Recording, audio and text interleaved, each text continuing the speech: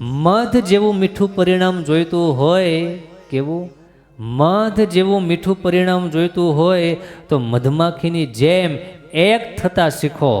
પછી એ મિત્રતા હોય, એ પરિવાર હોય, ગામ હોય કે સમાજ હોય, એક થઈને રહીશું તો કોઈ આપણને ખોટી રીતે હેરાન પરેશાન નહીં કરી શકે. અને એકતા જો નહીં હોય તો ગમે એટલા બળવાનીશુને તોડી નાખશે. આપણે નાના હતા ત્યારે પાઠ ભણી ગયા છીએ, પણ શીખવાનું બાકી છે. રાજાની મરવાની વેળા હતી, અંતિમ અવસ્થા હતી. છોકરાને એક બાણ આપ્યું કે તોડી નાખાને, એક તીર આપ્યું તોડી નાખ. તીર તોડી નાખ્યું. તીરનો આખો જથ્થો આપ્યો, આખું બંડલ આપ્યું કે આને તોડી નાખ. બોલો કે એ કેમ તૂટે? એક તોડી નાખ્યું એમ તોડી નાખ. પણ એક તૂટે, આ બધા થોડાક સાથે તૂટી જાય.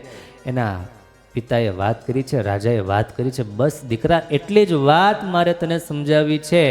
તમે જો અંદરો અંદર ઝઘડતા રહેશો, એકલા પડી જશો તો દુશ્મનને તોડતા વાર નહીં લાગે, તમને તોડતા વાર નહીં લાગે.